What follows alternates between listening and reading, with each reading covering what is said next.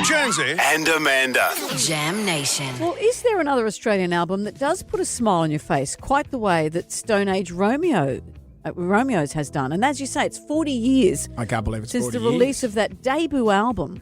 The Hoodoo Gurus are celebrating this in a very exciting way, taking the band back on tour. Frontman Dave Faulkner joins us now. Hello, Dave. Hi, how's it going? Very well. Was 40 looming and you thought, let's do it in a year where there's a zero? We always, we had 40s starting to happen a lot now because we celebrated our 40th anniversary of forming a couple of years ago. And, of course, now they all start to roll around kind of like clockwork. So this one's a special one, though, because this is the album that put us on the map, and to many people it's still probably their favourite album that we ever did. I mean, I like other ones as well, but this is certainly a pretty big album for us. And you were so young then.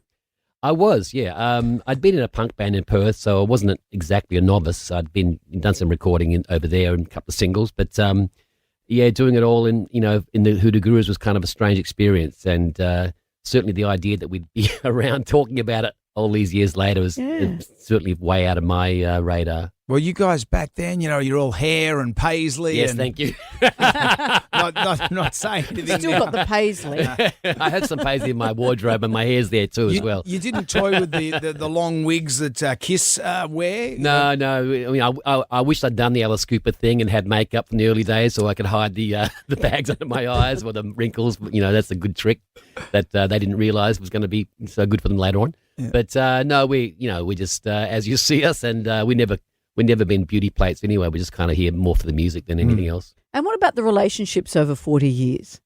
Oh, yes, they're up and down. Like any, close relationship, you find, you get on each other's nerves and you get through that. And, of course, underneath it all is a great depth of respect and affection for each other. And, we can rely on each other too. As you get older, you just go, I'm just too tired of that. I've got no time. Too tired to fight, you mean? We're just too tired to fight. I think when I hit 50, all of a sudden that stuff you used to sweat about when you were 30, you go, what was wrong with that? Yeah, that was for me was when I turned 40. That was my favourite birthday for that reason. I suddenly just switched off all that stuff and just didn't care anymore about that stuff. But I was lucky at that time the band broke up, and it was my choice. We decided to quit while we were ahead, and then that 6 years that we broke up for, ended up the music brought us back together again. But I kind of grew up a little bit. I'd been in this stupid lifestyle of being on tour and living out of a suitcase, and you don't really mature properly in that sort of circumstance. So those 6 years helped me become a better person. I think probably for all of us coming back together again, it was that's why we're still here after all this time, because we've now been together as long after the breakup as we were before. Wow. So, yeah. And do you find when you hit the stage, is it an endorphin rush and you go, I just remember now I love this? You don't sort of sit back and think of it like that, but certainly the endorphin rush, or whatever you call it, adrenaline makes you kind of on edge, and beforehand even all day really, but certainly the hours before the show, you're a bit distracted, and you get that sort of 1,000-yard stare, they call it, in the war zones. But every gig is just as important to us. We want to go out there and just nail it, and there's nothing, we don't take it for granted or anything. For us, being on stage is a gift, and for us, and the music, being inside that moment in the music, that's what we live for. And also you gave us What's My Scene, which became the most successful NRL campaign next to Tina's Simply the Best. Well, I dare say it was more. More. We had 1 year longer than Tina. So we're happy with that. Yeah, we beat her. We didn't get the money, but we got the. So you don't get any money. I thought you get. Well, we got money, but Tina probably made a bit more than us, I'd say. Because I thought that would be your dream, though. If a TV, an advertising company comes to you as a musician, is that like something you go, oh, that is the greatest thing? Well, in the early days, people used to frown on that a lot. That's like this idea that you're selling out your music and cheapening it, but. These days, with the way people get their music through so many ways, through games and things like that, as much as anything else, in fact, advertising is kind of like another avenue for keeping your name in the mix. Yeah, but also you do love your NRL. It's not like you were selling the song for And Your Soul or anything. Totally, and I used that one in a lyric one day. I used that in a lyric in one of my songs.